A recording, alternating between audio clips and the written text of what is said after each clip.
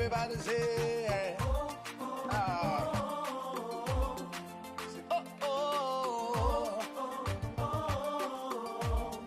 say, how can I express my gratitude for all the many things you've done for me? Words are not enough, to say thank you. So Lord, you are my everything. You're my everything. How can I express my gratitude? How can I express my gratitude for all the many things, Father, you done for me, yeah. Words are not enough to say thank you. So Lord, you are, you're my everything. See, I call you Jireh. Lord, my provider. I call you Eunice. You are my battle. I call you Rapha. Hey. You are my healer. Say, Lord, you are. You're my everything. I call you Jireh. Lord, my provider. I call you Eunice. You are my battle. I call you Rapha. You are my healer. Say, Lord, you are. You're my everything. Uya matinyina. Uya matinyina. Uya matinyina. Oh, uya matinyina. Yeah, so uya. Uya matinyina. Uya matinyina. Yeah. Uya matinyina. Uya matinyina. Say, I call you Jireh, say. I call you Jireh. Lord, my provider. I call you Eunice. You are my battle. I call you Rapha. Hey. You are my healer. Say, Lord, you are my everything. Yeah. Are you ready, everybody? All right, listen. Will you make one cover? 1, 2, 3.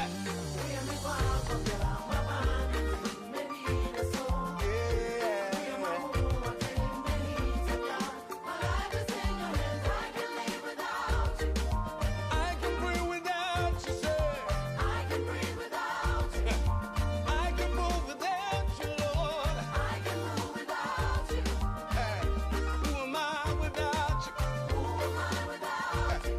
Say, I can live without you, yeah. I can live without you.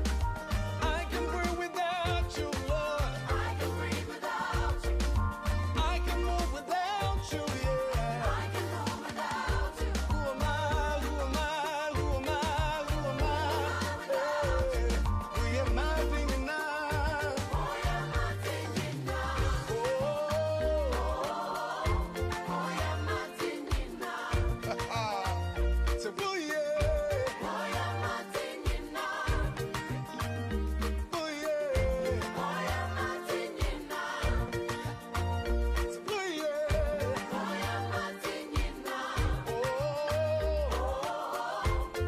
Am I thinking now?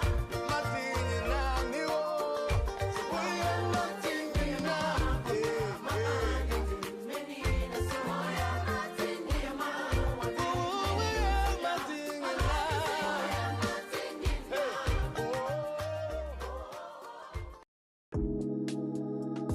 This is our world. Here we are in our community. There are the laws. There are the regulations. We have BWF Solicitors. BWF Solicitors, experts in all aspects of the law, family law, civil litigation, all immigration and nationality issues, representation in court, marriage and divorce. We pride ourselves to give you excellent legal services and follow through till we get you the right result and decisions. That is our mutual satisfaction. We have a team of excellent qualified solicitors and support team to help you every step of the way. Our senior partner with over 30 years of unbroken service to the community is a member of the Family Law Panel and has advised several lawyers and institutions in many legal matters. He is qualified to practice both in the UK and in Ghana. Come to us, speak to us, Let us represent you. We are your trusted community partners when it comes to the law. Locate us on the 4th floor of the Anna House, 214 to 218 High Road at Seven Sisters in North London, N15 4NP. Nearest train station, Victoria Line to Seven Sisters Station, exit number 2. We are open for all consultations from Monday to Friday, 9:30 a.m. to 6 p.m. Weekends by appointment only.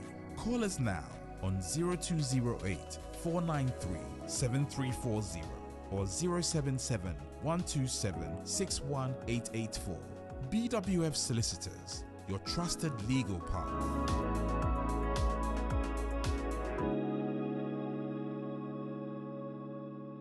Official poll. Question number 1. Law firm Bay and the one Anna House on top of the Seven Sisters Tube Station, exit number 2. BWF Solicitors. Correct. It is that time of the year again. BWF Solicitors, our trusted community law firm at the Christmas quiz competition. We have gone through 2022 together. We have celebrated 30 years of our senior partners on broking service to the community. And do so, someone so will be winning the prizes from the annual quiz competition. Listen, a free 1st December. Equity 23rd December 2022. Following on all our social media platforms. On BW Radio, BW TV, any Rainbow Radio show. Answer very simple and interesting questions. And you will stand a chance of winning a massive prize. First prize, 2-week stay in Ghana. Flight and accommodation covered. Second prize, £500 cash. Third prize, £200 cash, plus many other consolation prizes. Official BWF Solicitors. For legal matters, but you be handle no pepe at the amount. You 214 to 218 Tottenham High Road, Nosso, London N15 4NP, 4th floor of the Anna House. Freying, it was 0208 493 7340 or emergency number 077 127 61884. With over 30 years of service to the community, we are your trusted community lawyers. Yamo Official Poe. Merry Christmas.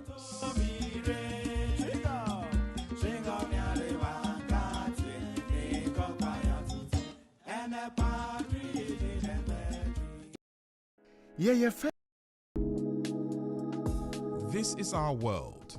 Here we are in our community. There are the laws. Fema yewo London. Yaji abasobodie bebree. Ne ya redare ewo mranse mu. Eye legal services, be to say family law, matrimonial law, immigration, dispute resolution, Ghanaian customary, any family law. Wo BWFDA, yen solicitors edi enijie ene twitwaje wo na yebo nso nya den kra. Yen partner penin pa, Bernardo Wusu aye lawyer ewo UK memu bebru mfie duonu nkron, 29 years. BWF Solicitors kura wo ho.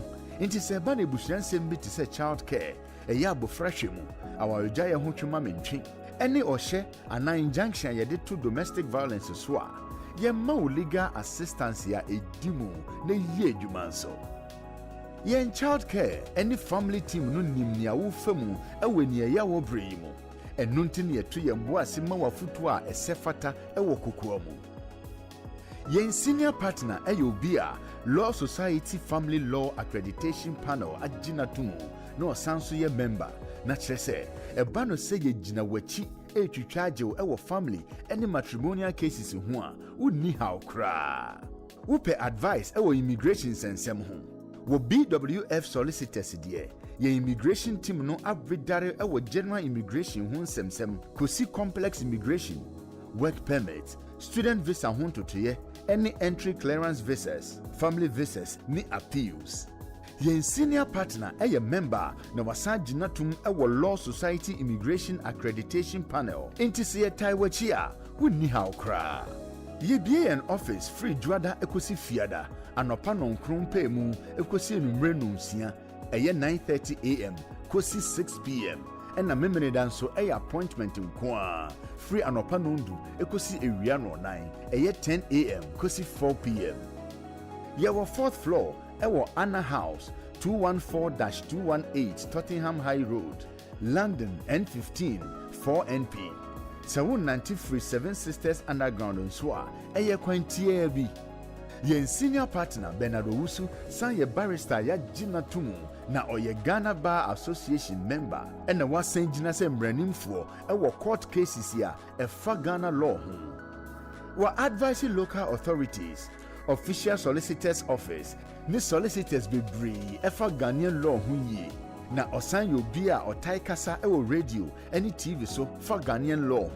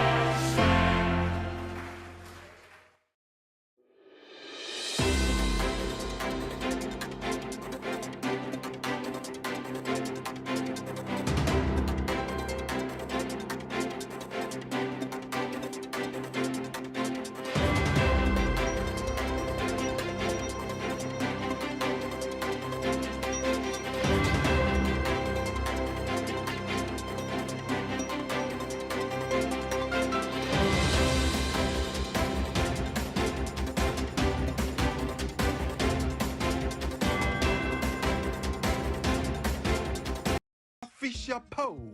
Question number 1. Law firm Bay and the one Anna House on top of the Seven Sisters Tube Station exit number 2. BWF Solicitors. Correct. It is that time of the year again. BWF Solicitors, our trusted community law firm at the Christmas quiz competition. Ababiomo. We have gone through 2022 together. We have celebrated 30 years of our senior partners on brokering service to the community. And through so, someone so will be winning the prizes from the annual quiz competition. No more. Listen, a free 1st December, Ecosi 23rd December 2022, following on all our social media platforms, on BW Radio, BW TV, any Rainbow Radio. So answer very simple and interesting questions, and you will stand a chance of winning a massive prize. First prize, 2 weeks stay in Ghana, flight and accommodation covered. Second prize, £500 cash. Third prize, £200 cash, plus many other consolation prizes. Chapeau. BWF Solicitors. For our legal matters, Bedanye. You be handle no pepe at the amount. You 214 to 218 Tottenham High Road, Nosso, London N15 4NP, 4th floor of the Anna House. Freying, it was 0208 493 7340 or emergency number 077 127 61884. With over 30 years of service to the community, we are your trusted community lawyers. Yamawa Fisher Poe. Merry Christmas.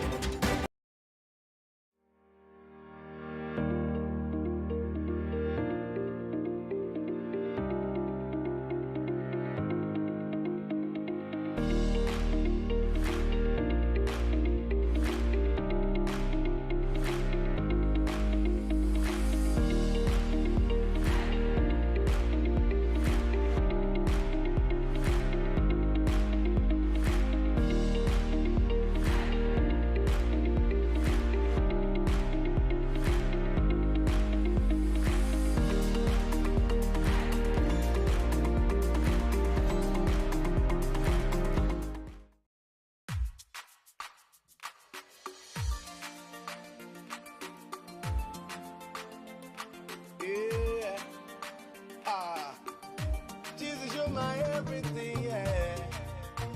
My everything is you, Lord. Yeah. Oh, oh, oh, oh, oh, oh, oh. Everybody say,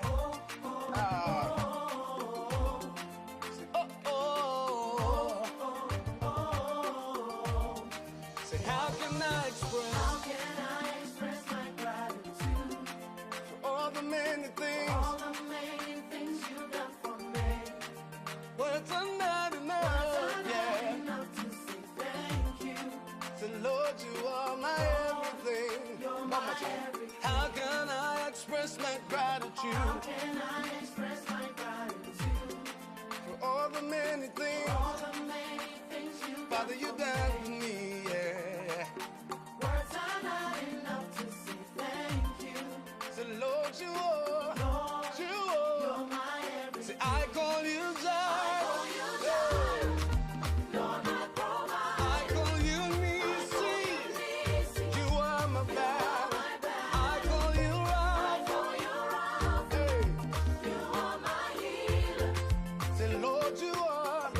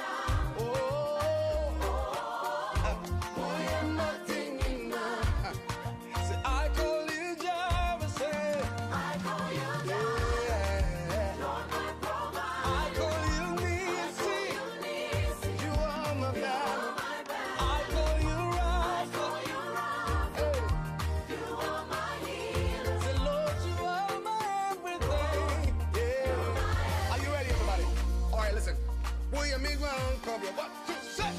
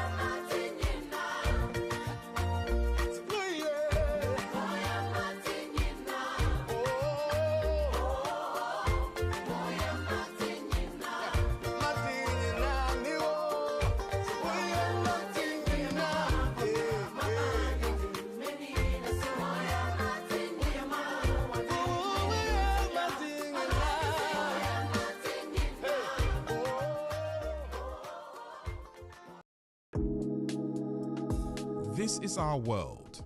Here we are in our community. There are the laws. There are the regulations. We have BWF Solicitors. BWF Solicitors, experts in all aspects of the law, family law, civil litigation, all immigration and nationality issues, representation in court, marriage and divorce. We pride ourselves to give you excellent legal services and follow through till we get you the right result and decisions. That is our mutual satisfaction. We have a team of excellent qualified solicitors and support team to help you every step of the way. Our senior partner with over 30 years of unbroken service to the community is a member of the Family Law Panel and has advised several lawyers and institutions in many legal matters. He is qualified to practice both in the UK and in Ghana. Come to us. Speak to us. Let us represent you. We are your trusted community partners when it comes to the law. Locate us on the 4th floor of the Anna House, 214 to 218 High Road at Seven Sisters in North London, N15 4NP. Nearest train station, Victoria Line to Seven Sisters Station, exit number 2. We are open for all consultations from Monday to Friday, 9:30 a.m. to 6 p.m. Weekends by appointment only. Call us now on 0208 493 7340 or 077 127 61884. BWF Solicitors, your trusted legal partner.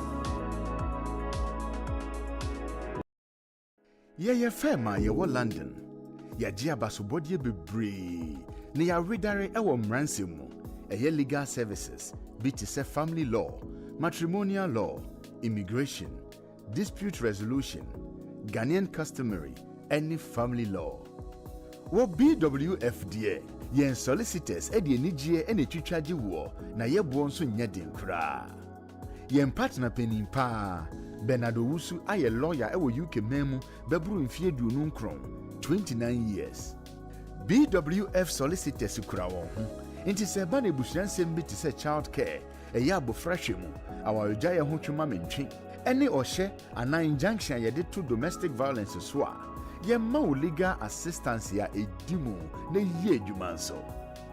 Yen child care any family team no nimnia wo famu ewe ne ya wo bremu. Enu ntine yeto yembo asema wafutu a esefata ewo kokoa mu.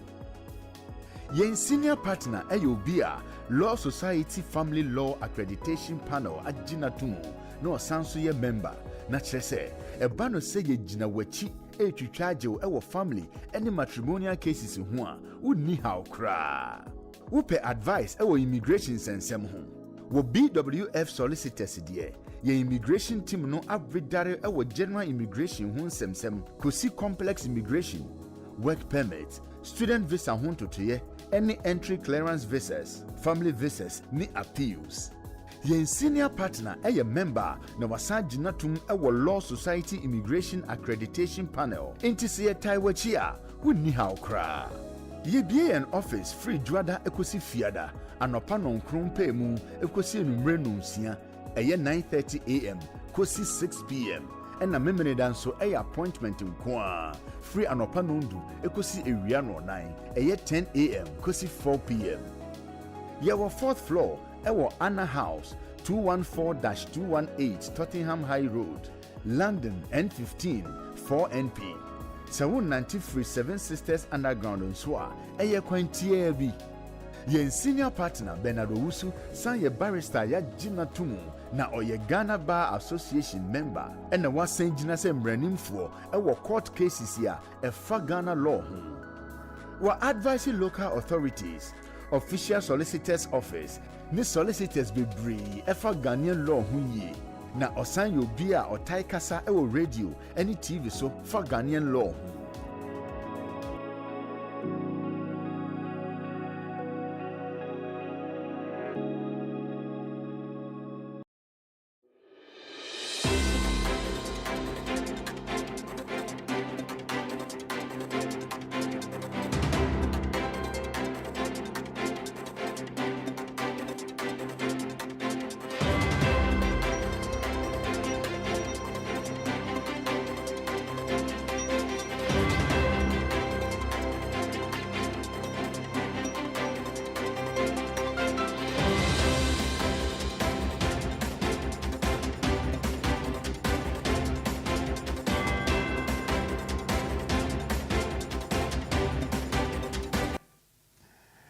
Hello, a lovely afternoon on a Saturday. Wet, icy, cold, and lovely here in the UK. The second, in fact, today is the 17th of December 2022. Welcome to another edition of the Community and the Law. My name is Oreku Frimpon, and I'm glad to be your host for the day. I want to say thank you to Professor Ade, my producer, and of course the technical team for helping us. We're doing this courtesy BWF Solicitors. BWF Solicitors are the proud community partner when it comes to the law. They are 214-218 on the High Road, Tottenham, Seven Sisters. Call them and discuss all your legal matters with them, especially when it comes to immigration and nationality matters. BWF Solicitors 0208-493-7340. We have heard and seen and of course interacted with them a lot this afternoon. And we're also saying that we ended the year on a high because BWF Solicitors is giving us the opportunity to win wonderful prizes. Now, we are conducting our annual quiz, and that gives you the opportunity to win a return trip to Ghana, 2 weeks stay, flight and accommodation catered for. Then the second prize is £500 cash, and the third prize is £200 cash. So follow us on our social media platforms. You would have had a chance to contribute and even participate in that in the past 2 weeks. Today, I'm going to be that quiz master that is very lenient. I'm going to give away wonderful selections here for you to be a part of the draw. Now, whoever answers the highest number of questions today will be put in the hat. And next week, we will be having the draw, and we'll eventually know who is going to win the first prize of the trip to Ghana, the £500 cash, the £200 cash, and other consolation prizes. Now, we're live on BWTV, we're live on BW Radio, we're live on BWF Solicitors, Facebook, YouTube, and LinkedIn. Once again, my name is also Frimpon, and today, going straight into activity, I am going to bring you the bit of information that BWF provides as every Monday. In fact, if you watch out, Monday latest by 12 noon, the bit will be out, and definitely we will be giving you some bits of information when it comes to the law. Now, today I'm going to look at what we gave you on Monday, and let's look at it this way. Now, it says, and we have it there, it says false representation. When we talk about false representation, what are we talking about? Now, this piece says, and it's quoted from the law books, AA Nigeria versus SSHD in 2010. False representation is making statements or claims either in written or spoken form to the Home Office which is untrue or false. The consequence of making a false representation may usually lead to refusal of the application and a mandatory ban from coming to the United Kingdom. Where the Home Office wants to refuse an application on grounds that false representations have been made, they must indicate clearly to the applicant that they have suspicions, give opportunity for a response, and factor the response into their final decision. So, false representation, does it in the ordinary man's term mean that you have lied or not? Whatever it is, I will be going to my resource person and who I'll be introducing very soon. Now, I have already introduced that we're having our quiz competition, and that will be at the tail end of this program. So just keep your fingers crossed. I will be coming with the questions. But let me get this out of the way and wish one wonderful person a super happy birthday. Now, BWF Solicitors gives opportunity to young and upcoming Ghanaians, other African nationals, and everybody to train as a lawyer. And one wonderful lady, Deborah Adu, is a trainee solicitor at BWF Solicitors. And this week, Debbie celebrated her birthday. Happy birthday to you on behalf of everybody of BWF Solicitors. Debbie, God bless your new age. God bless you. And you know what? You're going to be a very wonderful solicitor. So wish you all the very best. Debbie, happy birthday. I throw you salute.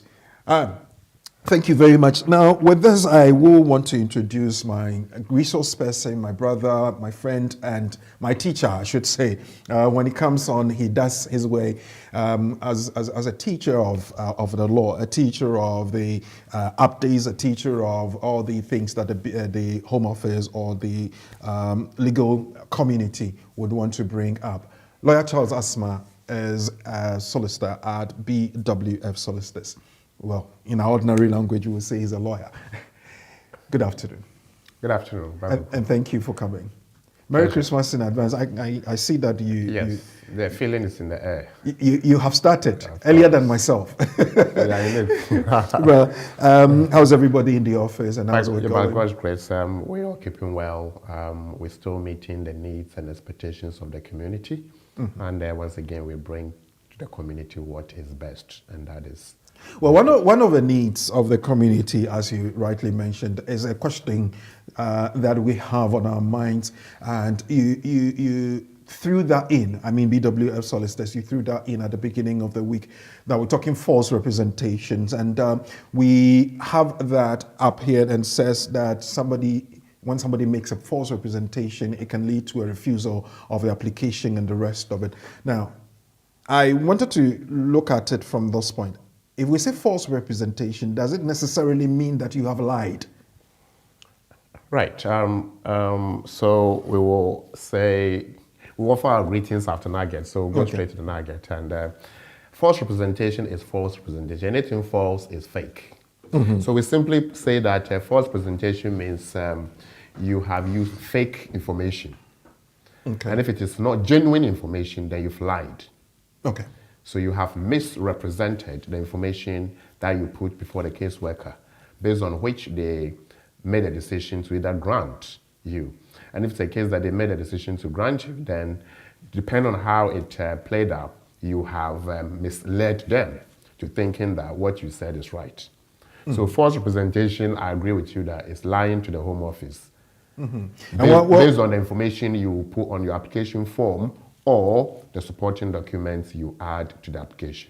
Obviously, anybody that is hit with this allegation to say that you have misrepresented the facts or even lied in the ordinary person's term would put up a defense and say, well, that's information I have, I didn't lie. How do I defend myself in a situation like that? Right, thank you very much. So viewers and listeners, we are today looking at the nugget which homes in on false representation that we make to the Secretary of State through the caseworkers at either the overseas ports or in the home country. Now, when you make application to the Home Office, they ask you questions and they expect you to provide answers. Whatever answer you provide are the representations you are making. If those representations turn out to be false, then we say you have made false representation. However, we have to draw a distinction between how it played out and how it was made. So we're looking at representation that is made honestly or innocently. And representations that are made dishonestly or deceptively. So if you make those representations honestly or innocently, then we assume that you made them without knowing that they were not true. Right. We can simply say then it's a mistake. So that's a mistaken representation. Innocently, yes. But then the person is not in front of the caseworker. How do you prove that, or how do you even convince a caseworker that I gave you document X, and to me, without intents and purposes, it's genuine. I didn't intend to lie about it because that's all I have. How do I prove that? Right, thank you very much. So, as I said, we have two forms of refusal. So the Secretary of State, through the caseworker, can make a decision to refuse the application based on discretion. Right. And that is, so we have paragraph 9 to the immigration rules that will look at how the Secretary of State power or the caseworker's power to refuse plays out. Now, under paragraph 9, 7.7.1, so there are two parts. The 971 is a discretionary power to refuse. Okay. And that is usually the case that the person or the caseworker will make a decision to refuse based on what they think that the application ought to be refused. Right. And there is one which is mandatory refusal, power to mandatorily refuse. And that falls under paragraph 9.7.2. Right. And that is where false representation is found, or there's a finding of false representation. And therefore, the caseworker will conclude that the person dishonestly represented those information with the view to deceive to be granted that leave or visa. Now, oftentimes, the Secretary of State or the caseworker will do the investigation or will carry out certain investigation and may find something. They also have a duty to inform you that we have found XYZ, which in our view suggests that you have falsely represented the information to us, be it the information on the application form or the supporting documents. It's always the case that they will put you on the spot on the supporting documents. Now, they will issue you a note called minded to refuse. So once the minded to refuse note comes to you, you have to respond to the allegation put to you. So they may make an allegation that the birth certificate is not genuine, or marriage certificate is not genuine, or bank statement is not genuine, or any other supporting document in their view is not genuine. Then you have the opportunity to clear that bit for them so that it comes, more or less you have to explain yourself. That is that bit. Lawyer, who bears the burden of proof in this situation? Your guidelines say that I should provide X, Y, Z. I have provided them to support my application, and you are doubting it. Why do I have to prove it? Well, usually they would have carried out investigation, and they will tell you that we have done investigation and found out that X, Y, Z are not true. Explain. Then you have the opportunity to explain. At that point, you don't have to ignore. And that is where you can rely on 971, discretionary power to refuse, and say that, yes, you have the discretionary power to refuse based on the fact that representations might have been made innocently and honestly. The fact that you have made misrepresentations means that the application can be refused. But once you are given opportunity to explain, you have a chance to say that it's a mistake. We all make mistakes. It might have been the case that was done by an agent or somebody else. How do I exercise that chance to prove? When you are given when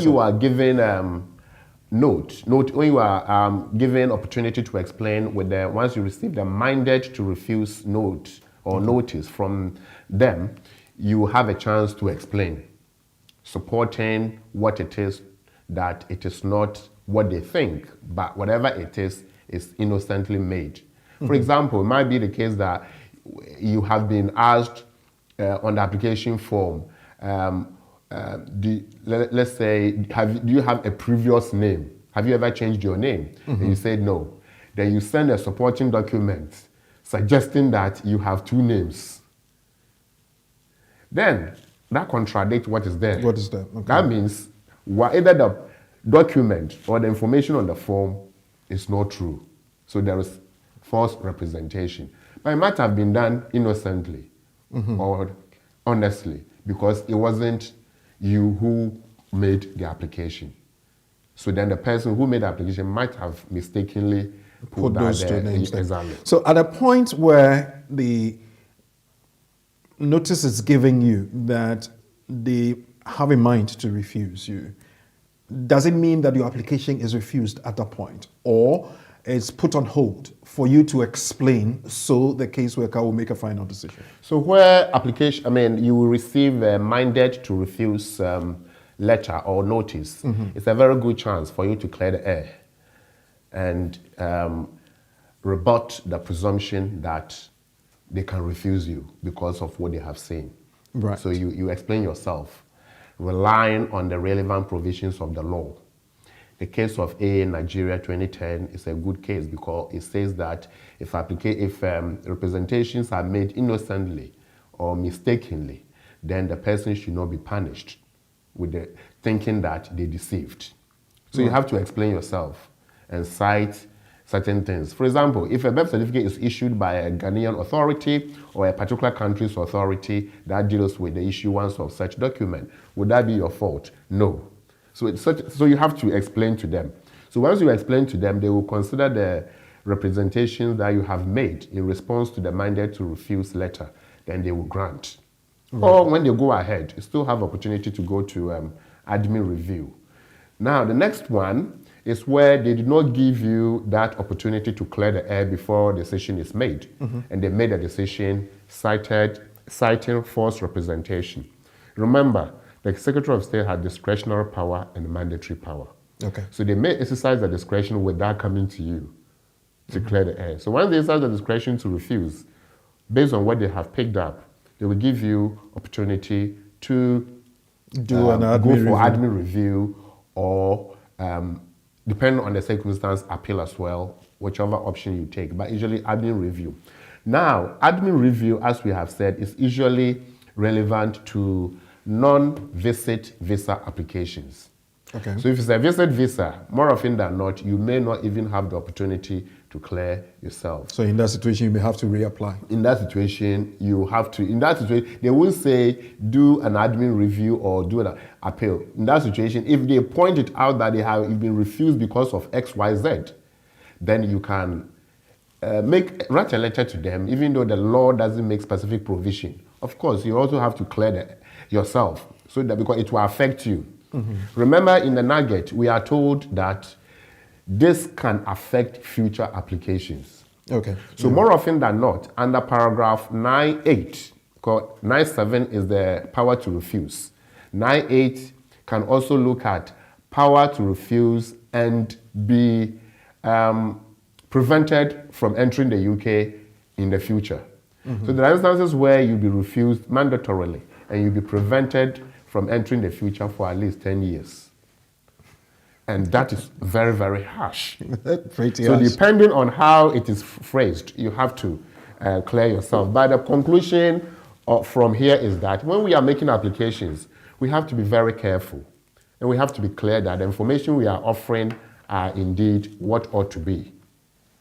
If we are given opportunity to clarify certain things, we have to be able to clarify them. That is where sometimes it is not, even people will say, well, I know, I've been listening to you guys, I know all the things, I can do it myself. And when they hit the brick wall, they come back. It might have been late by then.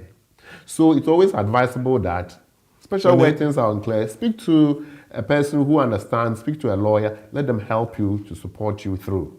So that, but unless you are very sure, then of course we say that make sure that things are done properly. However, when it gets to that point, you can challenge the Secretary of State that the representation was not made deceptively, and therefore the refusal with consequence is harsh. So there are instances where they will reissue the refusal and remove any any ban that might have been added. So that is the advice we offer, and this is a case law perspective.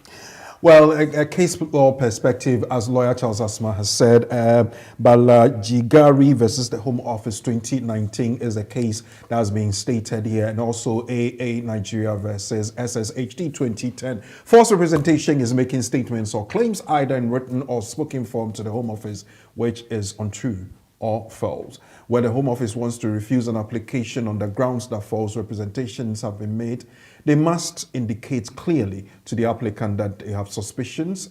They need to give you an opportunity for a response and factor the response into their final decision. So the summary of this is that even if they don't put you on notice to explain yourself, they can still refuse you. So don't say that, why did you not tell me when you suspected? Why didn't you tell me to explain myself? And you went ahead to refuse. Remember, we said they have discretionary power. And they're mandatory. So the moment they think that there is false representation, they can refuse.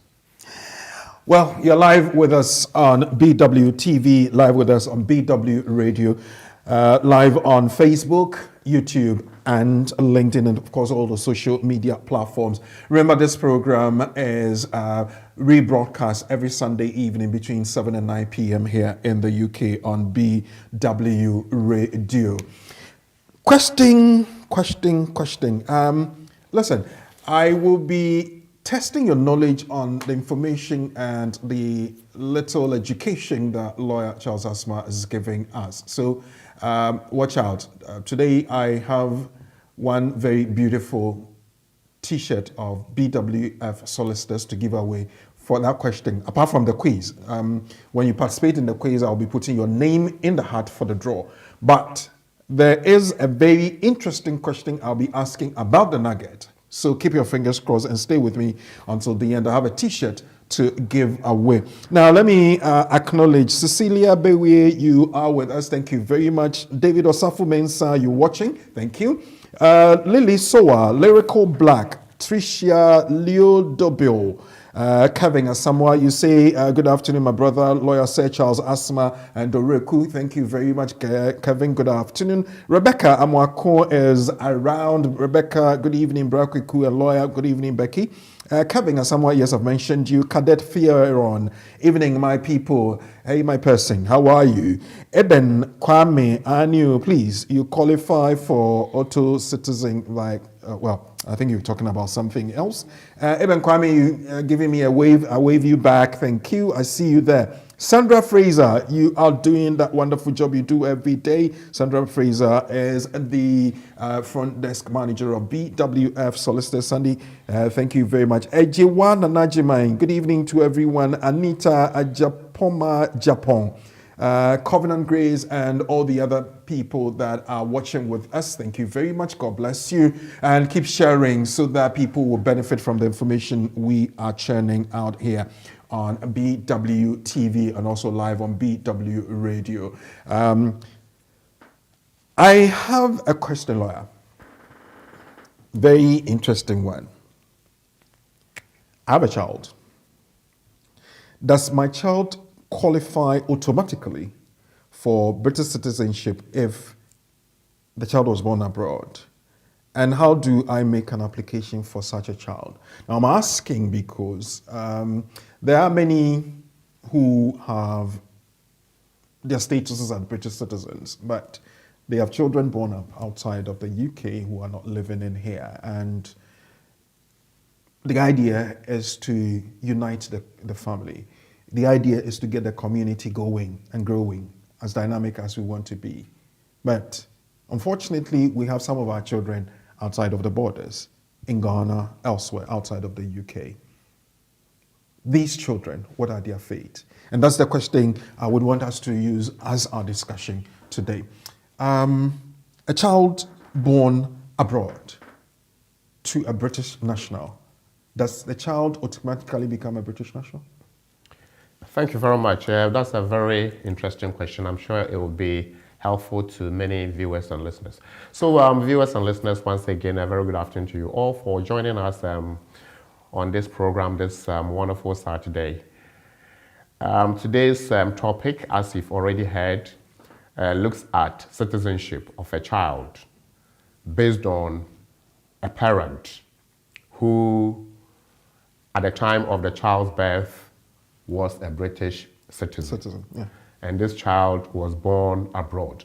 So within the law, British Nationality Act 1981, there are people who are born in the UK. And therefore, we say that if you are born in the UK, and at the time of birth, one of your parents is a British citizen or settled person, then you become automatically, you take your citizenship from there, and therefore you can be registered. Okay.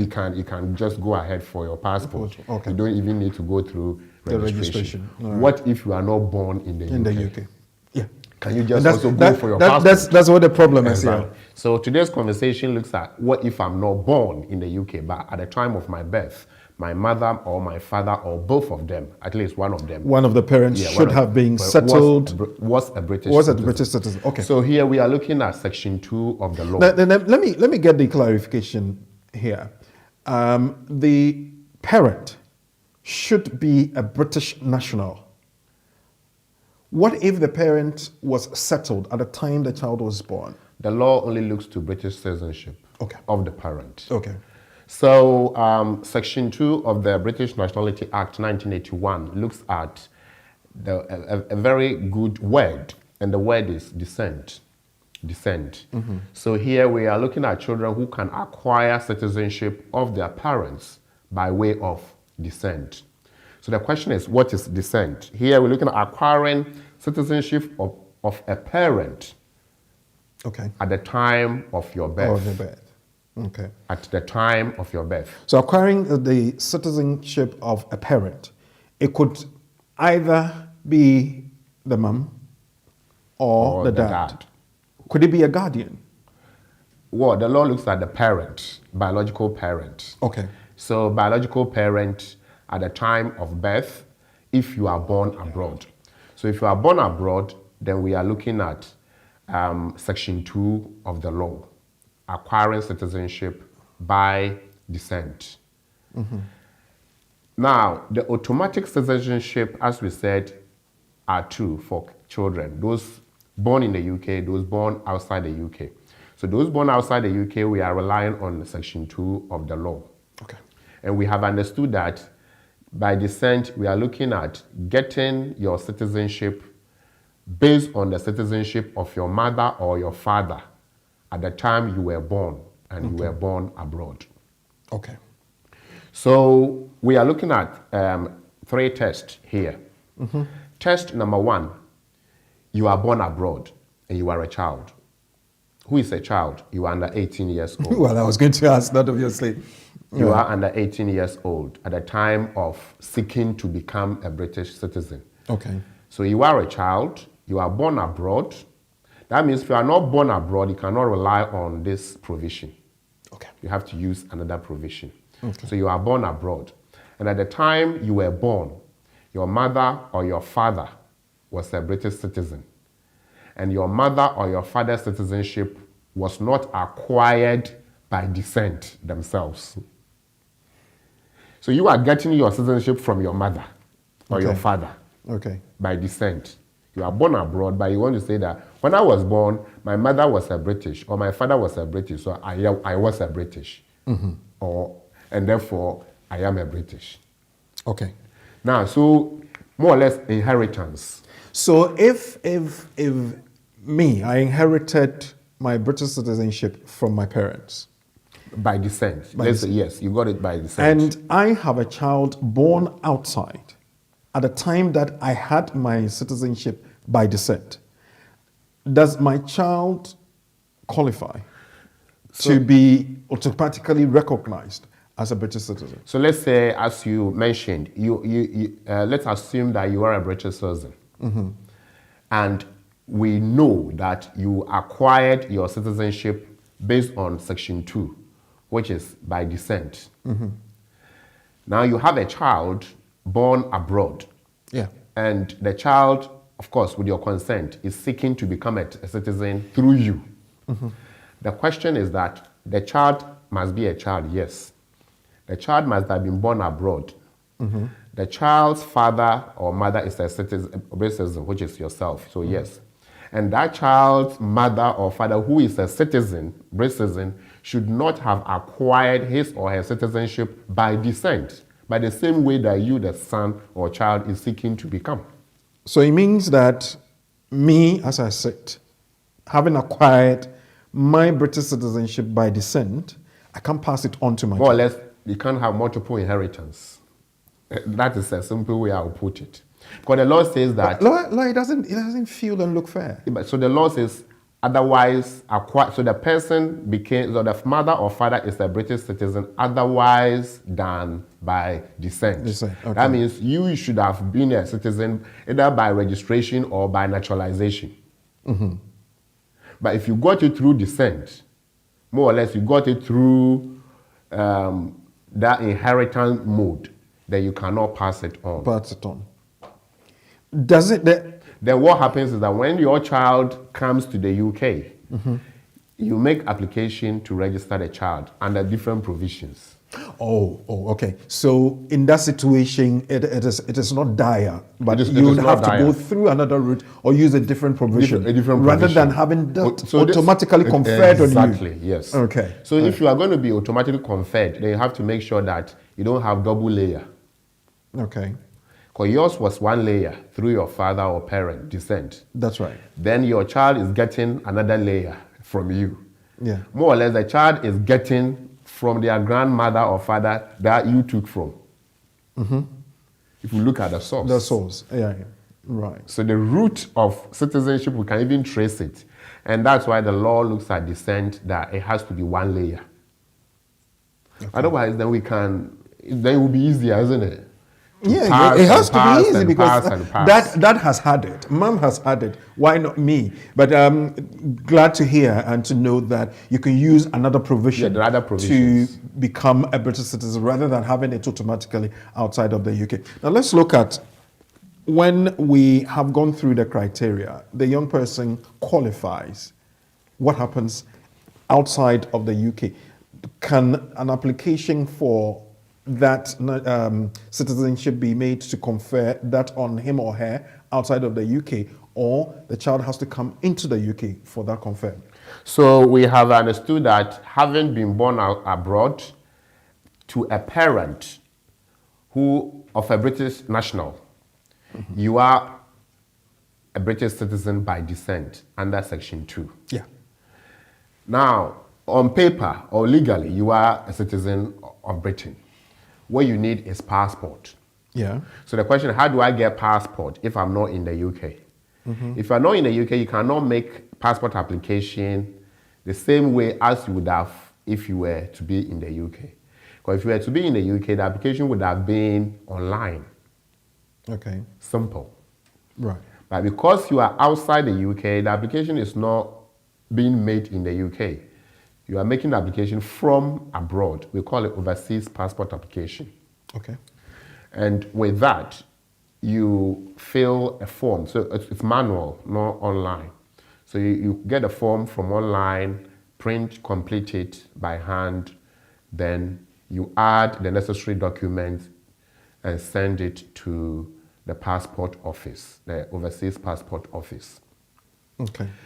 Once they receive it with whatever document you've added, of course, you have to prove that you are getting, your father or your mother that you are relying on got their citizenship by either registration or naturalization. So you have to show it. If they got it through descent, then it wouldn't be a citizenship certificate. They only have passport, isn't it? Yeah. Then you can, that's why they will need evidence of the father's citizenship and how they got it and when they got it. They will compare that to when you were born to see whether at the time of your birth they were citizens and how they got it in the first place. Okay. You add the necessary document, send it to them, and they ought to be original documents. It's a very long process because once you send that first batch, they will review and come back for more evidence. Okay. And that is when the test starts. One, you have to prove that indeed you were born to this person, be it father or mother.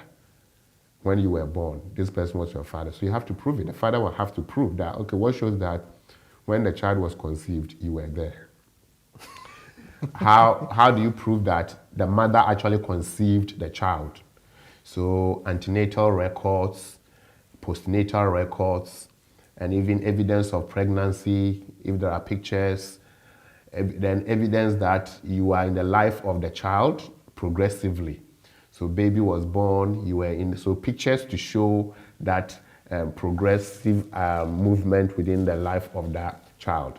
So if the child is, let's say, 17 years now, and you are doing this application for the child, you can see that we're looking at that, and then the conclusion will be that what shows that indeed this is your child.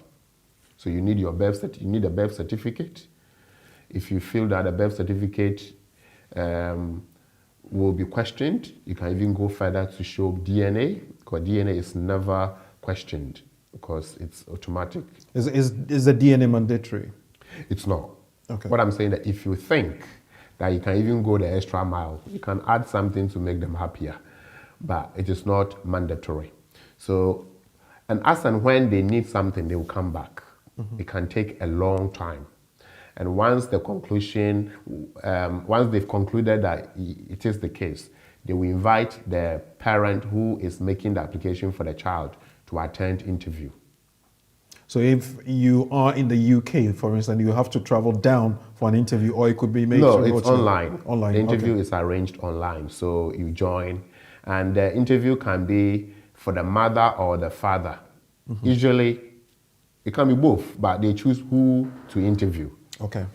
Of course, they cannot interview the child, so they will interview the parent who is making the application for the child in Ghana or abroad, so to speak. Okay. Now, does it mean that the application should be physically made abroad? You can make the application from here through your lawyers, but the application is overseas application. So you have to use the right form and send to the right department and add the right documents to that. Okay. Well, lawyer, there's a question here. I would want to take the person's name out of it. That's why I'm trying to paraphrase it. Now, this person was settled in the UK at the time that the child was born. The person has gone on to naturalize to become a British citizen. The child that was born outside of the UK at the time that he was settled, what is the status of the child? Does the child have the right under this provision? So you can see that, one, the child was born abroad. Two, the child is born to a British citizen. At that time, okay, let's go down. Let's do the checklist. Because it's mathematical, isn't it? Yeah. One, child is a child. Two, child born abroad. Three, parent through whom the child wants to derive the citizenship. At the time of the child's birth, what was the nationality of that parent? That's the test here. Okay. And you've told me that at the time of the child's birth, This person parent was only settled, not yes. a Not as a citizen. British So the citizen. person was a citizen elsewhere. So that bit of the test is not met. In that case, can the child use a different concession? A different So the parent provision? will bring the child to the UK. And once they are in the UK, they Then make they make application Okay. under the various options. So then I would want to put it clearly, as lawyer has said, that if the child can have automatically British citizenship conferred on him or her, one, a child, two, born abroad, three, one of the parents should have been a British citizen at the time of the birth of the child. Am I correct? Yes, you are right. And that such citizenship of the parent should not not have been derived by descent. By descent. So if you had your citizenship from dad or mom, you can't confer it to your child. In that situation, you would have to use a different provision to register that young person to become a British citizen. I think it's clear.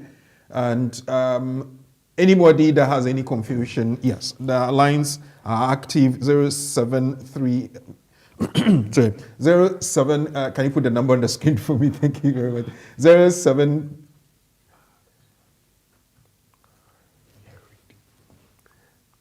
okay, 0208-123-1016. It comes to the same number. Or you can send a text to 079-50-422-780, 073-99-208-468. Yeah, that's the number I was looking for. Sorry, I got a little distracted here and there.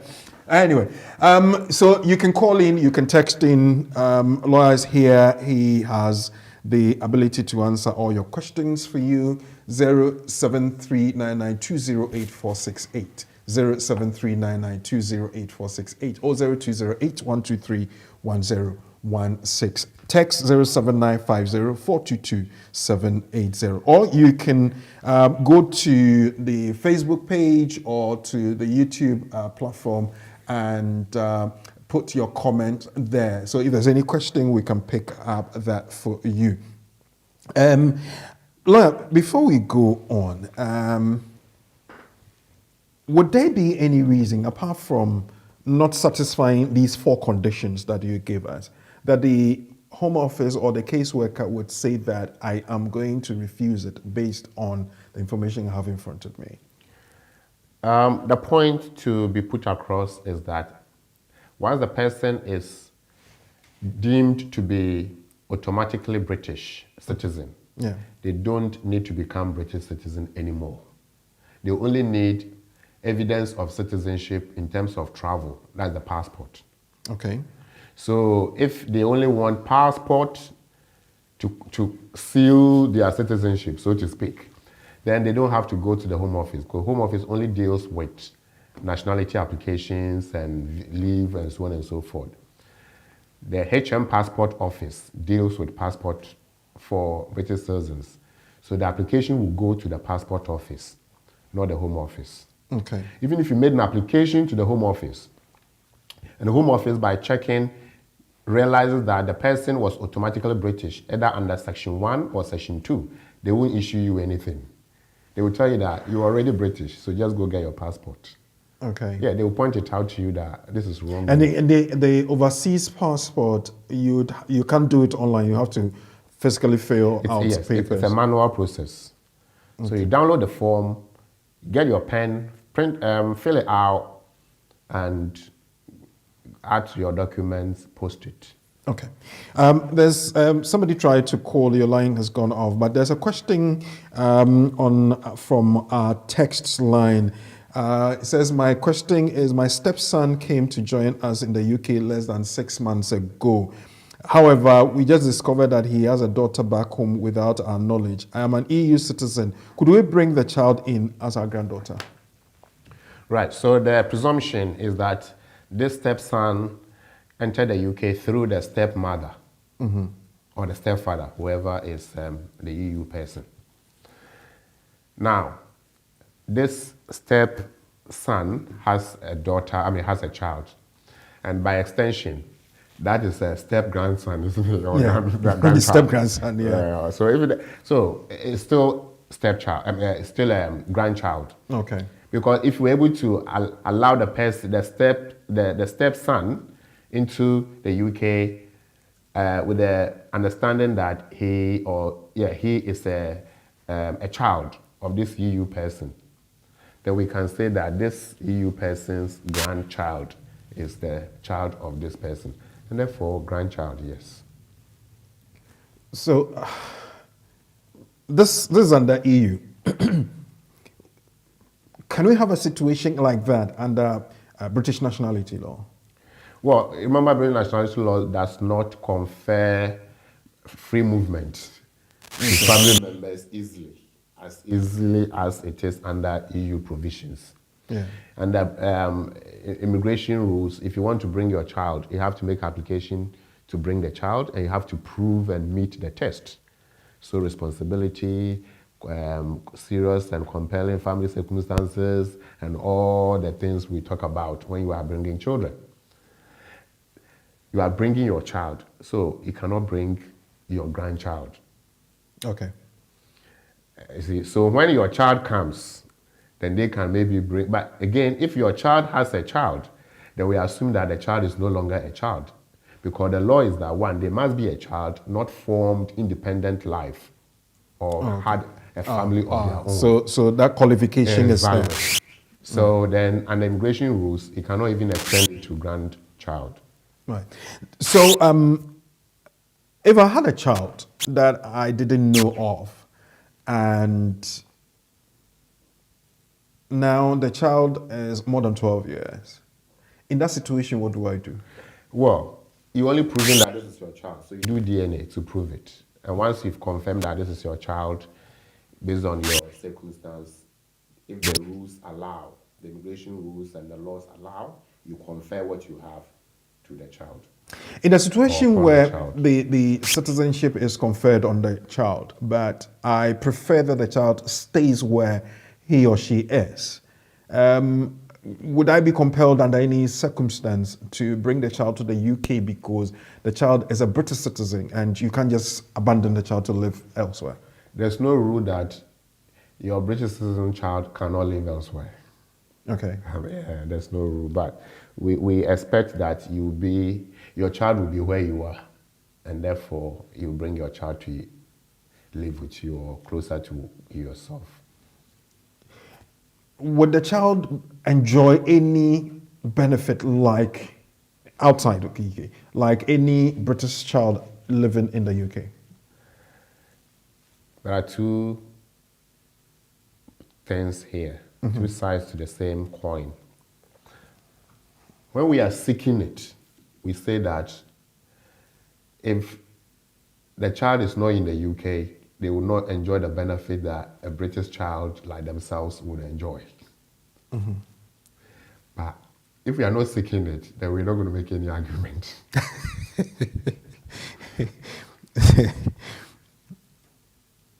Anyway, once you are not in, you are not part of the plate. No, the point here is that, I mean, you can bring your child, if your child is British, what stops you from bringing a child to live with you if you are living in the UK?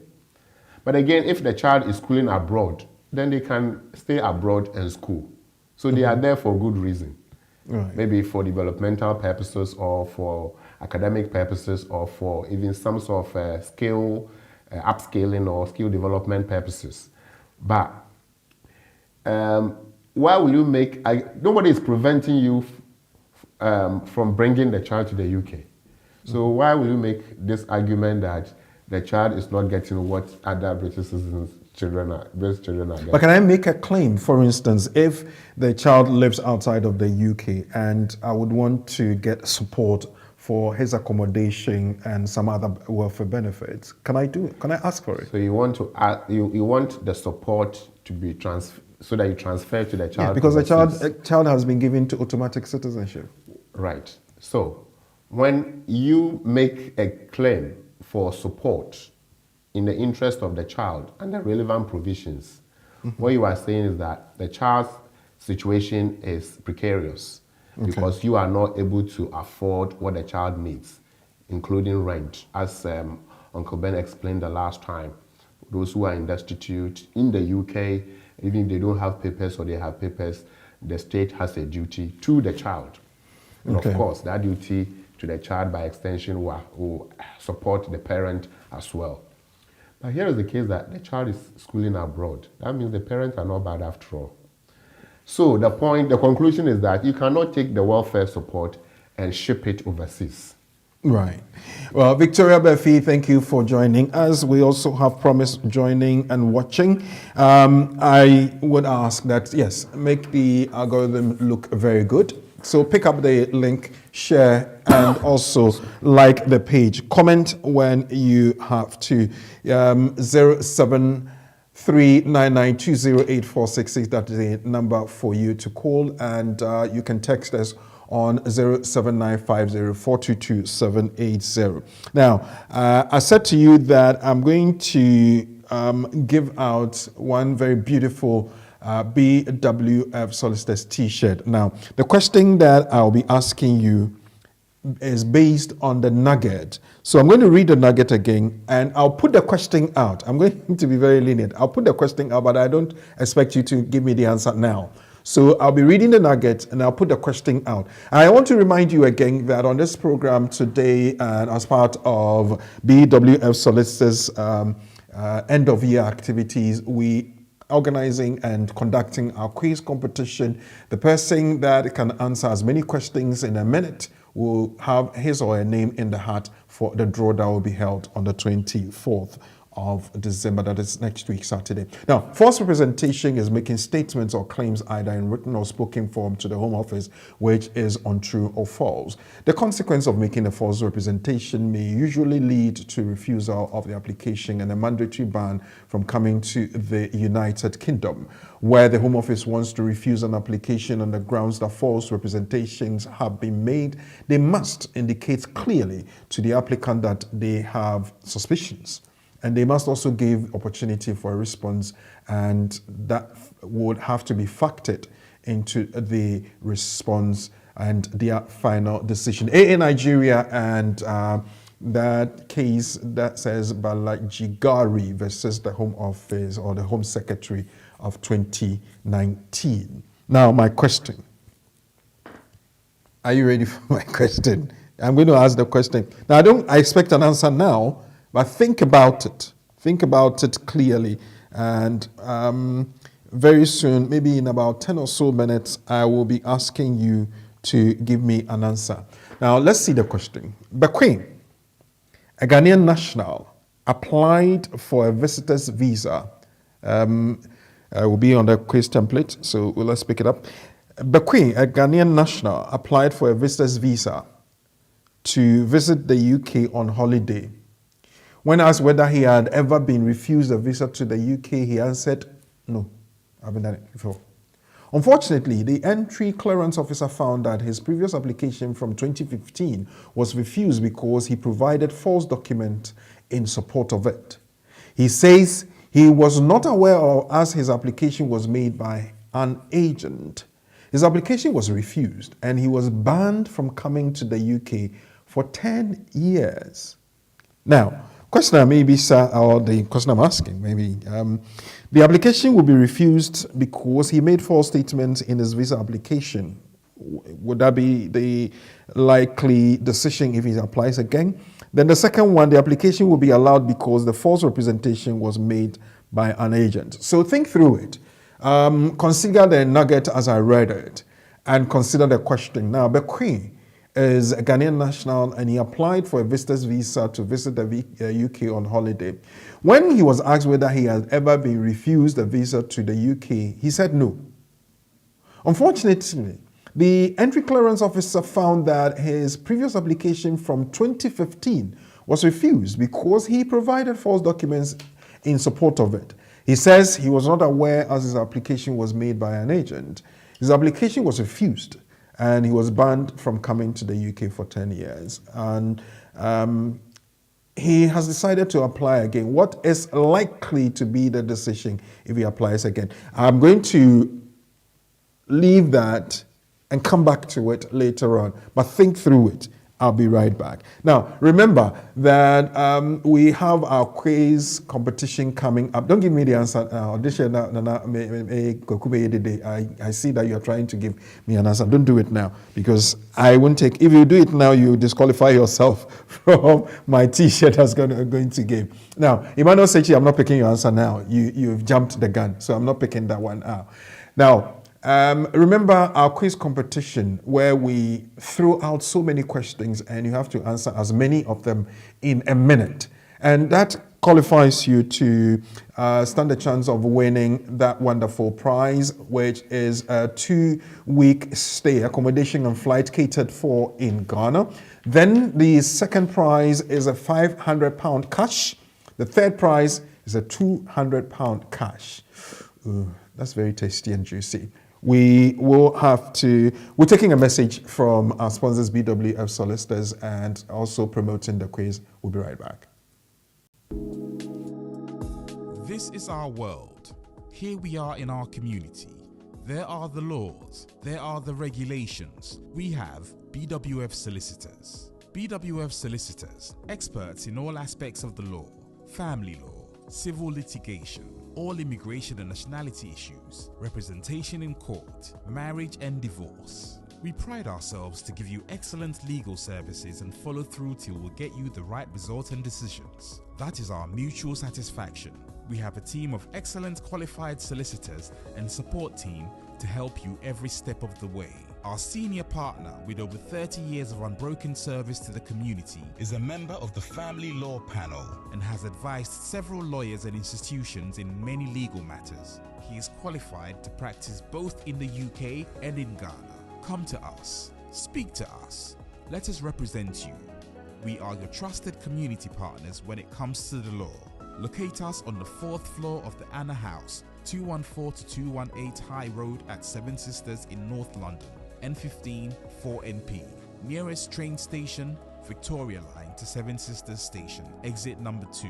We are open for all consultations from Monday to Friday, 9:30 a.m. to 6 p.m. Weekends by appointment only. Call us now on 0208 493 7340 or 077 127 61884. BWF Solicitors, your trusted legal partner.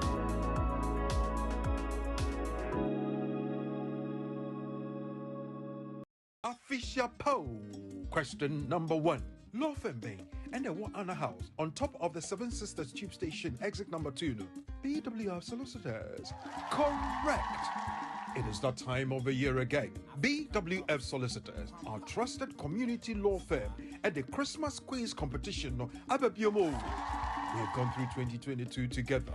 We have celebrated 30 years of our senior partners on broken service to the community. And through so we'll be winning the prizes from the annual quiz competition. Listen, every 1st December, Ecosi 23rd December 2022, following on all our social media platforms, on BW Radio, BW TV, any Rainbow Radio show. Answer very simple and interesting questions, and you will stand a chance of winning a massive prize. First prize, 2-week stay in Ghana, flight and accommodation covered. Second prize, £500 cash. Third prize, £200 cash, plus many other consolation prizes. Afi Chapeau. BWF Solicitors. For our legal matters, but you be handle no pepe at the amount. You 214 to 218 Tottenham High Road, Nosso, London N15 4NP, 4th floor of the Anna House. Freying was 0208 493 7340 or emergency number 077 127 61884. With over 30 years of service to the community, we are your trusted community lawyers. Yamawa Chapeau. Merry Christmas.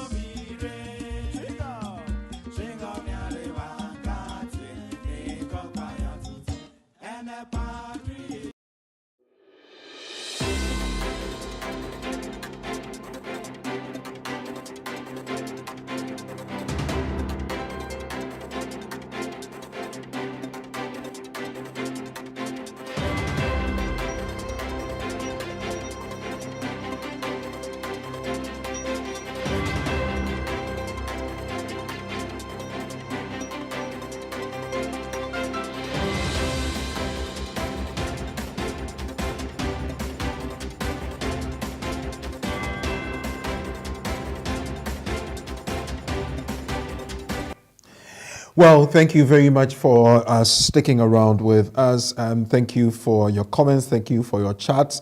Thank you for staying. We're live on BW TV, BW Radio, BWF Solicitors Facebook, BWF Solicitors YouTube. Those of you who are eager to answer my question, I'll be coming back to you very shortly. But whoever can win the prize would have to come on, call in, and explain why the answer is what you have selected.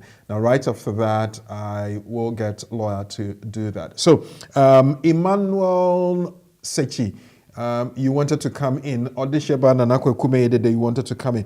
Whoever is ready to answer my question, I'm going to read the question again. Just give me a call on 0739920848 or 0208-123-1016. And let me have a chat with you so you can explain to me why you think the answer is 1 or 2 as you have selected. So Emmanuel Sechi, I'm waiting for your call if you really are ready to pick up my t-shirt. Very nice, high quality t-shirt from BWF Solicitors. Bekwin is a Ghanaian national. He applied for a visitor's visa to visit the UK on holiday. When asked whether he had ever been refused a visa to the UK, he said no. Unfortunately, the entry clearance officer found that his previous application from the year 2015 was refused because he provided false documents in support of that particular application. He says, well, it wasn't me. I wasn't aware. It was an agent that made the application for me. Well, I find that very interesting. Anyway, his application was refused and he was banned from coming to the UK for 10 years. Now, what is likely to be the decision if he applies again? The application one will be refused because he made false statements in his visa application. 2, the application will be allowed because the false representation was made by another person or an agent in this situation. Now, let me come to you, lawyer. I said I found his reason very interesting because you applied to visit the UK some time back. And they ask you, and you say, well, I don't remember, somebody did it on my behalf. But didn't he have the intention to travel? Okay, so you can see that this falls under 9, paragraph 9. Okay, 8. I've got, hold your thoughts there, lawyer. I've got somebody on the line, and I'm hoping is somebody who is ready to answer my question before I even go to my exciting other quiz. Hello? Hello? And lawyer Charles Asma. Hello? Hello, good afternoon, Ora. Good afternoon. I am assuming Emmanuel Sechi. No. Okay, good. So you have overtaken Emmanuel. That's brilliant. Your name, please. Kevin Asamoah, lawyer Charles. Good afternoon. Oh, Kevin. Kevin, what you saying? Nyanya do me pacha also eh. Yamia don't pa fishapa. Okay. Kevin, my question is now by. Me pacha Ora. Very good. And see, but your question is to be. I'm going to quickly read it again. Bekwin, Right. a Ghanaian national, he applied for a visitor's visa to visit the UK on holiday. When the entry clearance officer asked whether he's been refused a visa before, he said no. But it was found out that 2015, he was refused because he provided false documents in support of that application he made in 2015. But he says it wasn't him. It was an agent that made the application. Now, he is being banned to come from coming to the UK for 10 years. The application he made, the second one was refused. What is likely to be the decision if he applies again? Hello? Hello, yeah, Ora, I'm listening. Aha, and he says, me answer near then. Yeah, the answer is 1. Yes, One, he will be the refused application again. will be Yes, refused please. because he made false statements in his visa application. Addington. Good. Simply because the first one, he made a false representation. So it doesn't matter who made the application on his behalf. So far as it's his name and documents as changed, he will be refused again. Yes. Because or And yeah, it has false Yeah, representation. Okay. Yes, please, because of a false representation. Okay. The entry clearance officer knows him in person, not the person who did the application on his behalf. But with him So I said think there was this question I asked lawyer say, be not me that innocently, okay, Yeah. or even on the form it could have been a tick box, and mistakenly Yeah. I ticked no instead of yes. So Yeah. if I'm giving the opportunity to explain, can't I be allowed? The counter application be allowed? I didn't listen to the lawyer very well. I wasn't online back then. But I think it doesn't matter if you made a mistake by clicking yes or no. Okay. Because I think the visitor's visa, there's no option for you to make admin review or to make an appeal, as Okay. the lawyer said. Now that you've made false representation, the second application, I think, would definitely be refused. Yes, it doesn't matter who made the application. Since it's your name, your photo, your fingerprint, you made the application yourself. They don't care agency or whoever. Yeah. So I think the answer is one. Therefore, will be definitely refused again. But also within a day. Kelvin Asamoah. Kevin, okay. Kelvin as someone. Yes, sir. May try to was say lawyer editum say which are na me they will ade no Abroad Street. Medasi. Kevin say number one. Can we look at number one again? The question say the application will be refused because he made false statements in his application. Right. Are we offering opportunity to only one person or? No, I needed one person to answer. All right, that's fine. So we finished with that. Quiz, Okay. quiz, but this one I wanted somebody To answer, okay. to boldly come in and do the explanation. So yeah, you say I'm what else here. Yeah, so first off, well done, Calvin, for one, boldly entering into the show by means of technology, joining us and giving your view on the legal position that the person made the application, whether they did it innocently or deceptively. The first application was refused because there was false representation. Okay. So this application is making reference to the old application.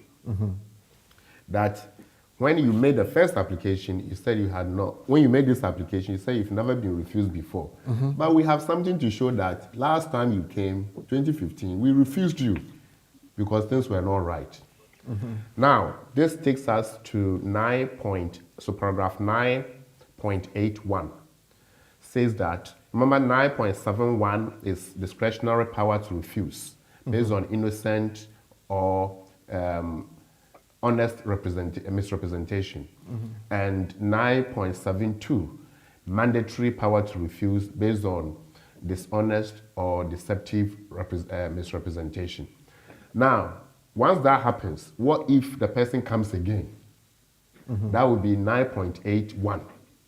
Okay. 9.81 says that if you are refused on the basis of false representation and banned, anytime you come, automatically you are going to be refused.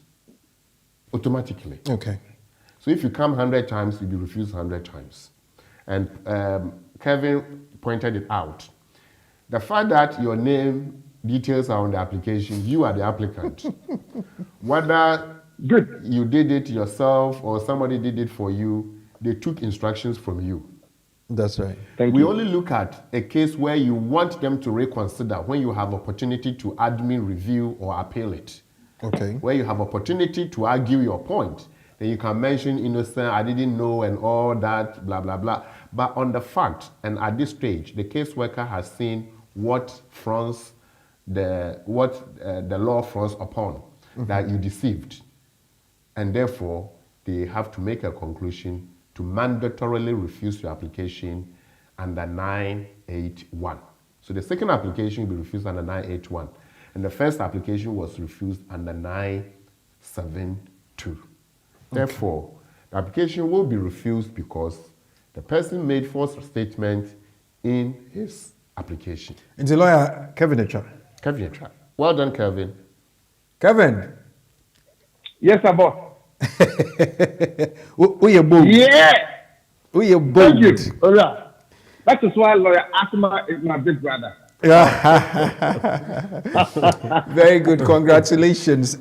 You've won yourself Thank you. that brilliant Well done. T-shirt from BWF Solicitors. It's got the logo and our inscription at the back. It's so beautiful. Thank you. Last year, no need to call party in the park. And whilst Kevin is here, Brakoko, let me chip in this. Kevin mentioned something crucial. He said that it doesn't really matter who made the application. Whatever they did was done under your name because you are the applicant. Exactly. And that is to go to all of us that when we are making applications on your behalf, be it as lawyers, as friends, as family members, or whoever, the person making the application on your behalf will take instructions from you. Okay. So when we are making an application, we ask them, Mr. A, Mr. B, or Miss whatever, please confirm X, Y, Z. There are even instances where they have to confirm whether there's criminal record or not.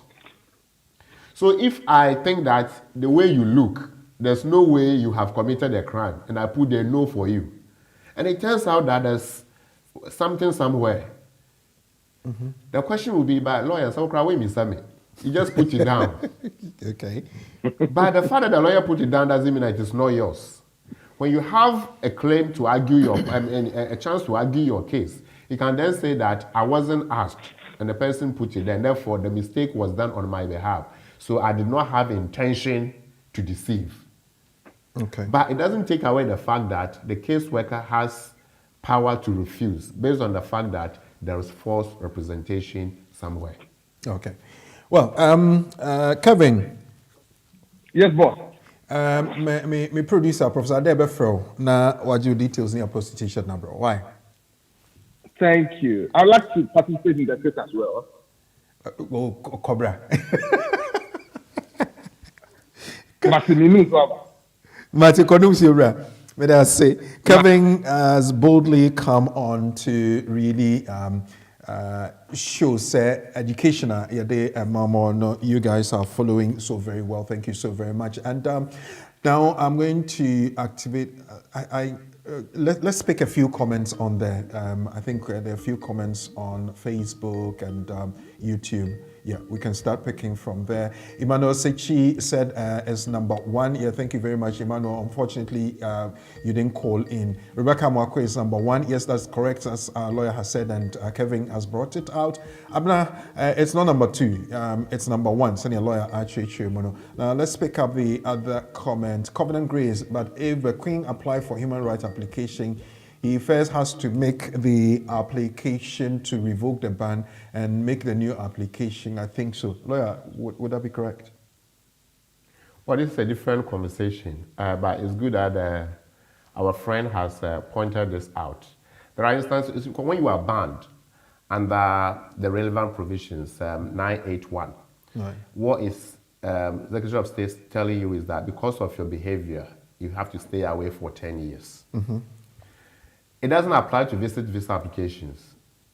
Now, if you are making, as our colleague pointed out, if you are making a human rights application as a mother, father, or child of a British national or citizen, then on that basis, you rely on human rights and say that, first, that ban ought to be removed. So you have to make an application for the revocation of the ban.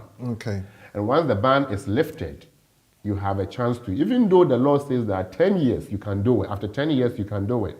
There are instances where the Secretary of State will say that even though the 10 years is elapsed, the ban is still there. So it has to be lifted. Right. It's like a so yoke then you have to around your neck. you make an application for that to be lifted. Yes. Then So even though you spend the 10 years, don't assume that you spent the punishment or you have carried out the punishment. You will have to make sure that it's lifted off you before you can make any successful application, then because they could refuse. Exactly. They could rely on the fact that you were already banned and the order is in force. Right. It's not being revoked. Okay. So If an order, which is a yoke, is still around your neck, then you are not free enough to enter based on a new application. 0739920846. We go into our quiz. Are there any other comments that we can quickly pick? Okay, let me pick these two and we go. The application will be refused absolutely. Daniel Asu Nkwabeng, thank you. He may have the right to respond to the refuser and defend, but the application will be refused. Another one here says, yes, you can. Your grandchild is your family. So responding to the one we answered. We answered earlier on. Okay, right. Okay, 0739920846. We're ready for our quiz, and your quiz master, Riku Sifripon, is ready. I have my score master, my guest and resource person, lawyer Charles Asma. He's got all the questions and all the answers, and my timekeeper is my able studio manager and director, Professor Ade. Ladies and gentlemen, are you ready? The quiz that wins you or gives you the chance to win the prize to stay in Ghana 2 weeks, all paid, all expenses paid, £500 cash and £200 cash as a third prize. 0739920846. The questions are ready. Somebody is right here. But you ever say? Pastor from Kelvin Asamoah. Oh, you again. Yes, sir. Okay, Kevin, are you ready? Yes, please. Okay. Your 1 minute starts now. Your friend, my name is Happy. And if I'm celebrating my birthday and somebody is singing happy birthday to me, how many times would they mention happy? 4. What letter is used in each of the odd numbers? Say it again. What letter is used in each of the odd numbers? O. Country being and winning in 1930 World Cup for the first time. Uruguay. Which African country got to the quarterfinal in the World Cup in South Africa? Morocco. Channels being in a Qatar World Cup in the UK. Pastor say. TV channels being in the World Cup in the UK. ITV3. Which one comes first, Christmas or New Year? New Year. How many countries are there in Africa? 54. How many times does it snow in the UK? 1 time. Okay, your 1 minute is up. Lawyer, when you how many? We are free. You got 3 correct. Right. Out of how many Okay. questions? 1, 2, 3, 4, 5, 6, 7, 8.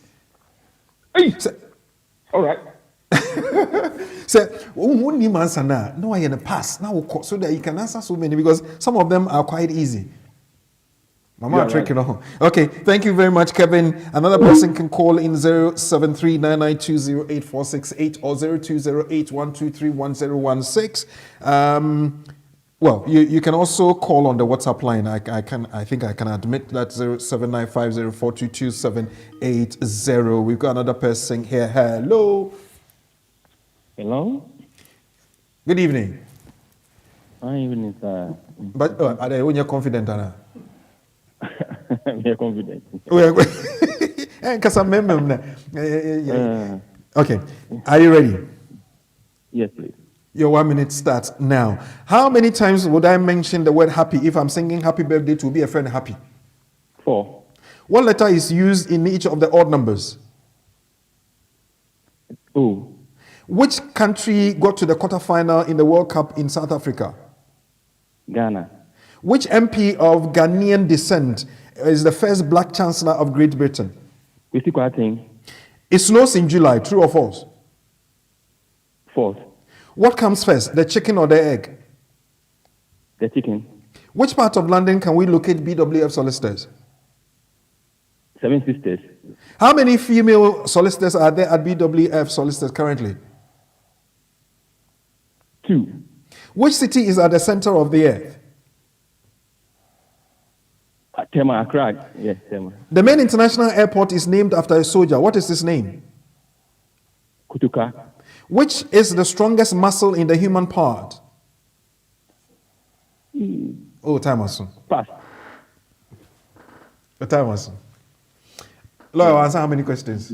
1, 2, 3, 4, 5, 6, 7, 8, 9. And which I say? And got 6 correct. And you got 6 correct. So you are leading the pack today. I hope I lead to the end. Thank you. Your name again? David Mensah. David Mensah. David or Stevie? Yeah. David. David Mensah. Okay. David Mensah.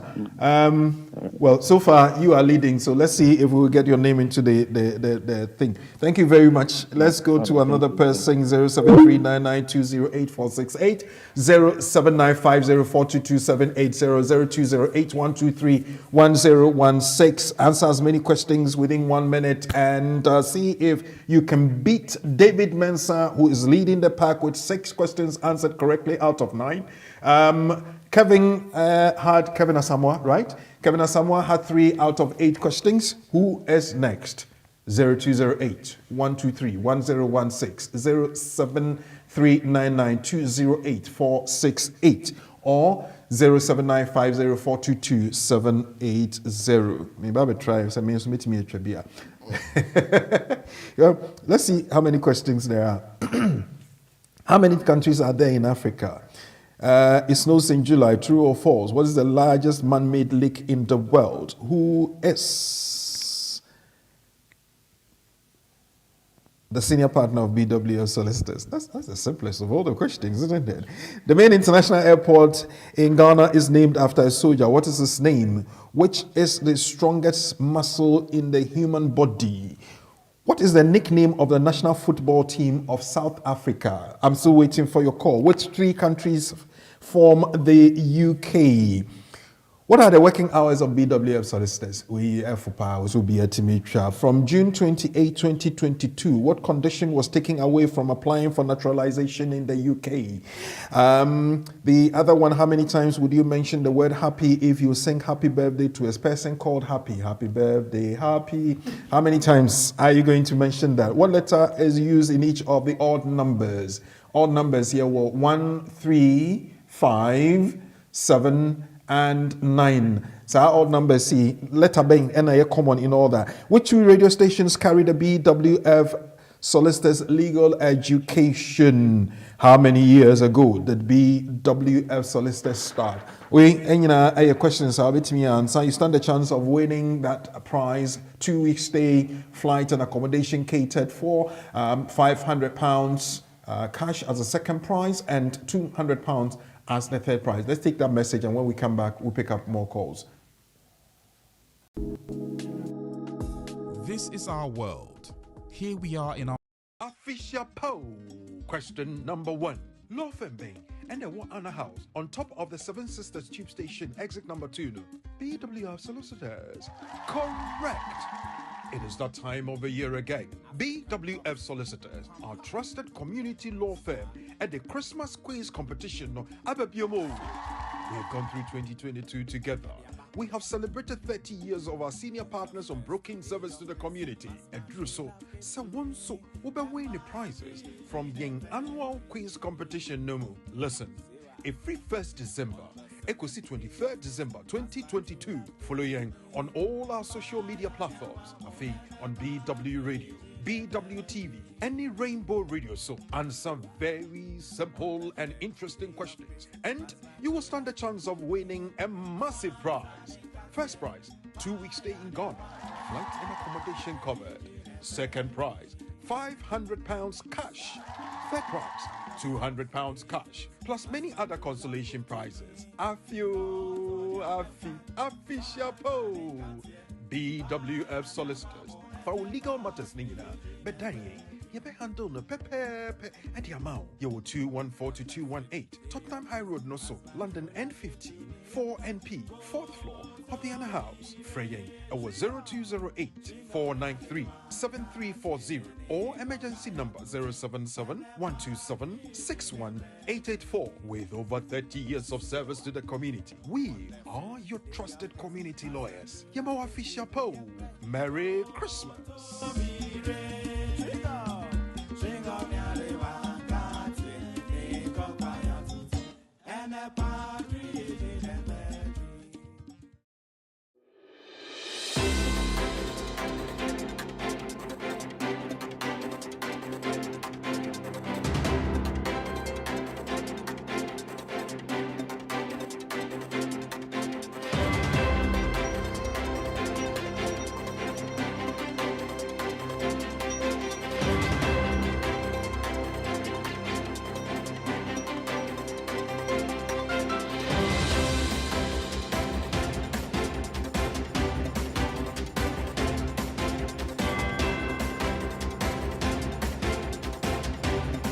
Yeah, I'll pick that one. Okay. Well, somebody sent me something very interesting here. Anyway, you're live on BWTV, you're live on BW Radio, you're live on BWF Solicitors Facebook page and YouTube, and you're live on the program, The Community and the Law. Somebody just sent me a very interesting bit. Lawyer, he says, can you send me the questions so I can call? I can't send you the questions. I want you to Call and get a question. call and get the questions. Yeah, okay. There are questions about Ghana. There are questions about the World Cup. There are questions about BWF Solicitors. There are general questions that really they're very easy. They're very easy. I'll give you the answers before I go. They're very easy. But there's a comment there. Let me pick it up from Facebook, from YouTube, sorry.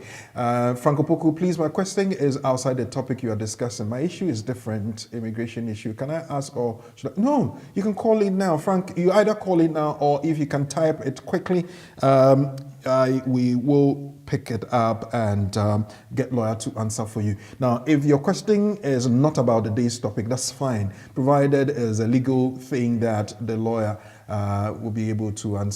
Why not? Bring it up. The number you can call is 07399208468. 07399208468. Lawyer, okay, I think the person must be calling now. Hello? Hello? Hello. Yes, sir. Pardon? Yes, boss. Antoine? Maju. Daddy Alex. Alex. Okay. Uh-huh. Say me answer questions nanka what ready? Alex, did you participate yesterday? I did, yeah, with Manye. I mean, you film. And I wanted to ask if I'm allowed to come because it looks like no your one name is in the hat coming, already. so I just wanted to. Your name is in the hat more than once. Mm-hmm. Why? Okay, Alex, I'll say, my phone before. Hello. Hello. Can you go down the volume of your computer, your radio, or TV for me, please? Okay, all right. Okay, but you're whining. This is Daniel Opon. Danny? Yes, boss. Okay, your question. Right. If you want to speak to you, that's fine. Go on. All right. But your loyalty, why? Yeah, I wanted to participate on the quiz, please. Oh, in the quiz. Okay. I think. Okay. So we're going to get ready. Daniel Opon, yeah? Yes. I like that, Daniel. Okay, Daniel. Yes, boss. Yes, Daniel. boss. Yes, Daniel, boss. don't disappoint me. You know I'm also Daniel. All right. Don't disappoint All right. me. All right, I'll try my best. Do your best. Which part of London any who BWF Solicitors? North London. What days and how many days na BWF Solicitors here, Juma? 5 days. Which train line in London will take you to where BWF Solicitors is? Underground service sister. How many countries are there in Africa? Say it again. How many countries are there in Africa? 57. What comes first, the chicken or the egg? Pass. Which two channels have been showing the World Cup in the UK? ITV and BBC. Which letter is the common one in all the odd numbers? Pass. Which one comes first, Christmas or New Year? Christmas. Okay, your time is up. Lawyer, how many questions? So we have 1, 2, 3, 4, 5, 6, 7, 8, and he got 3. Oh, so you've tied with Kevin. So Kevin answered 8 and got 3 correct. Daniel. Yes. Daniel. Yes, boss. Daniel. Is that what you have done to me? Ah, sorry, boss. Daniel.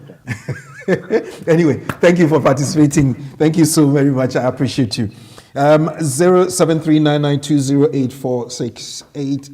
Lexus will say, Daniel participated yesterday as well. Oh, Alex, I didn't see that. Anyway, well, lawyer, we almost running out of time, so I'll give you the opportunity to give a summary as to what we discussed. I asked the question, and I want to repeat it so then you give the answer as a summary. The question is, does my child qualify for automatic British citizenship if born abroad? And how do I make an application for the child? So the answer to this question is yes, with explanation. So it is yes because the child who is born abroad ought to prove that they qualify under Section 2 of the British Nationality Act 1981. What it means is that a child wants to make an application to assert his or her right as a British citizen because their father or mother at the time of their birth was a British citizen, otherwise than by descent. The child has to prove that they are a child. And 2, born abroad. And 3, father or mother, in other words, the parent who is making the application for the child is a British citizen, and that the parent's British citizenship was not acquired by descent or acquired by the same way the child is seeking to acquire his or hers under Section 2. If the child is able to prove all that, we say yes, you are automatically a British citizen. What it means is you just have to make an application for passport, British passport. Making an application for British passport whilst overseas falls under overseas passport application, which is done by manual process. So you fill a form and you add your supporting document and post to the passport office for consideration. It's a very lengthy process, and therefore where you need other things, you will be requested to provide them until the process is complete. Once you meet all the compliance process and the registrar or the leader, the person, in other words, HMP or the Her Majesty's pass, or His Majesty's, now His Majesty's passport office is happy that you've met the rules, then you will be issued with a British passport. It will be posted to you abroad using your address used, or it will be posted to your agent in the UK if you use an agent in the UK, a lawyer, to do the application on your behalf. That is the entire process. Now, what we are saying is this, that if the parent got his or her citizenship the same way as the child is seeking to have his or her citizenship, then that parent will not be able to transfer that citizenship to their own child. And that is why the law says the father or the mother acquired citizenship otherwise than by descent. If they did it, then they cannot transfer that. So that is something that we have to take note of. Now, what if you had settled status before you became naturalized or citizen, and therefore at the time the child was born, you had settled status or indefinite leave to remain, then this provision will not apply to your child. The child must be here so that you can register the child to become a British citizen. So that is what we bring to you today on this topic. We believe that we've been able to clarify a couple of things, especially on the point of descent and who can and who cannot transfer. Please don't forget that we are meeting again next week until we close the curtain down for the new year. The quiz will continue up until 23rd of December 2022. So get ready, participate, and win the best prize for yourself. Thank you. Thank you, Lawyer Charles Asma, for doing the wonderful summary and the rounding up for us. How many times would you mention the word happy? If you're saying happy birthday to a person called Happy, you do that 5 times. Letter used in each of the odd numbers is E. Which country won the first World Cup in 1930? That is Uruguay. Uruguay happens to be the nemesis of Ghana, those who love football. And the World Cup final is being played tomorrow afternoon at 1:30, and that's between France and Argentina. Well, thank you very much, BWF Solicitors. Your best choice is BWF Solicitors. Now, visit BWF Solicitors at 2142-218 Tottenham High Road, Seven Sisters, London, N154NP. They work Monday to Friday, 5 days in the week from 9:30 a.m. to 6 p.m. Weekends, you can meet any of the lawyers, but you have to book an appointment, and that's the only condition that you'd have to meet when you have to meet them over the weekend. Call them on 0208 493 7340. We are here live on BWTV, and I want to say thank you very much for your time, for participating, for commenting, for sharing the link, and also for staying with us and making sure that we all have had a wonderful time together. It's Christmas and it's all happiness in the air, and BWF Solicitors is giving you the opportunity to win the wonderful prize, and we have participated in the quiz. Those of you who have had your names in the hat already, make sure next week you are here for the live draw, and we will be giving out who wins the prize. And the first prize is a 2-week stay in Ghana, and that's accommodation and flight catered for. Second prize is £500 and cash well, I think I want that cash. Then £200 as the third prize. Other consolation prizes will be given. So get your name in the hat, participate in the quiz, follow us on our social media platforms, and be sure that you are the winner. On behalf of the production team, I want to say thank you very much for staying with us. We will be back with you same time next week. Until then, be good.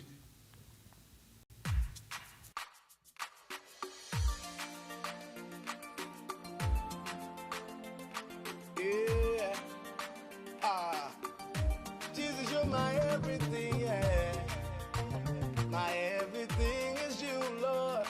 Yeah. Oh, oh, oh.